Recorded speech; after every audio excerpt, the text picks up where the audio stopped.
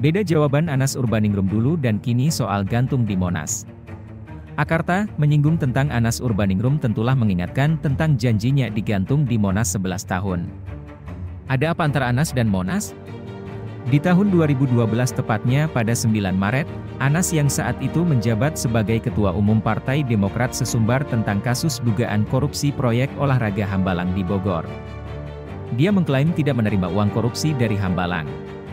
Rp1 saja Anas korupsi Hambalang, gantung Anas di Monas, kata Anas saat itu. Anas yakin tidak ada dugaan korupsi terkait proyek di Hambalang. Soal proyek Hambalang, Anas menyebut hal itu hanya berdasarkan dugaan dan ocehan pihak tertentu saja. Yakin, ya yakin, tegas Anas. Kala itu memang KPK tengah mengusut dugaan korupsi proyek Hambalang. Hingga akhirnya pada 22 Februari 2013 atau hampir setahun setelahnya Anas Urbaningrum dijerat KPK sebagai tersangka. Namun 2 hari sebelum pengumuman sebagai tersangka KPK, Anas sempat juga merespons soal janji gantung di Monas. Apa katanya? Sampeyan tulis apa saja boleh kalau itu, kata Anas pada Rabu, 20 Februari 2013. Vonis Anas Urbaningrum. Kasus bergulir hingga Anas diadili.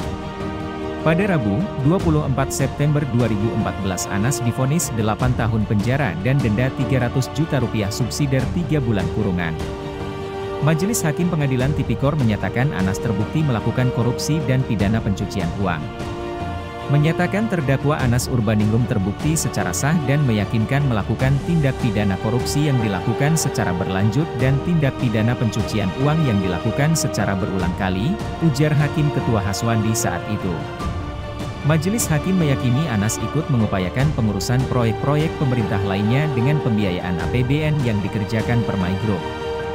Menurut Hakim, posisi Ketua DPP Demokrat adalah pijakan awal untuk langkah politik lanjutan Anas. Langkah politik ini dimulai pada 2005 kala Anas berhenti sebagai anggota KPU dan selanjutnya masuk sebagai anggota Partai Demokrat dan berhasil menduduki jabatan Ketua DPP Bidang Politik.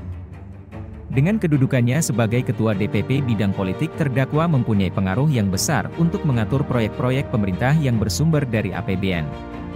Lalu terdakwa menjadi semakin besar setelah menjadi anggota DPR dan terpilih periode 2009 hingga 2014 serta ditunjuk sebagai Ketua Fraksi Demokrat, ujar Hakim anggota Sutio Jumagi. Anas menerima sejumlah pemberian yakni duit Rp2,2 miliar dari Adikarya, duit Rp25,3 miliar dan $36.070 Amerika dari Permai Group. Ketiga, penerimaan sebesar Rp30 miliar dan $5,225 juta Amerika yang digunakan untuk pelaksanaan pemilihan ketum Partai Demokrat. Selain itu ada pula penerimaan lainnya yakni mobil Toyota Harrier, Toyota Velfire dan fasilitas berupa survei pencalonan dari Lingkaran Survei Indonesia sebesar Rp478,6 juta pada April-Mei 2010. Anas juga dinyatakan terbukti melakukan tindak pidana pencucian uang. Anas membelanjakan duit hasil korupsi untuk membeli tanah dan bangunan di antaranya tanah bangunan seluas 639 M2 di Jalan Teluk Semangka Blok C9 nomor 1 Duren Sawit, Jaktim, Jalan Selat Makassar Perkaf Al Blok C9 nomor 22, Duren Sawit. Kata Anas soal gantung di Monas usai vonis. Selepas vonis itu Anas sempat menantang majelis hakim dan jaksa untuk bersumpah mubahalah yakni mereka yang salah akan dikutuk tapi majelis hakim tetap menutup sidang. Usai persidangan, Anas sempat menjawab pertanyaan. Salah satunya pertanyaan dari wartawan terkait ucapan Anas dahulu yang mengaku siap digantung di Monas. Bagaimana tanggapan Anda dengan janji gantung di Monas? Setelah vonis ini, tanya wartawan. Anda dari mana? Tanya Anas ke wartawan itu. Sang wartawan menjawab. Tak lama Anas memberikan penjelasan soal ucapannya terkait siap digantung di Monas. Ucapan itu merujuk pada kasus dia terkait kasus Hambalang. Anas menegaskan, majelis hakim menyebut dirinya tidak terkait dengan kasus Hambalang. Tadi malah diputuskan jelas tidak ada kaitan sama Hambalang. Itu memberikan legitimasi yuridis, perkara saya tidak ada kaitan dengan Hambalang, jelas Anas. Waktu berlalu dan Anas melakukan perlawanan.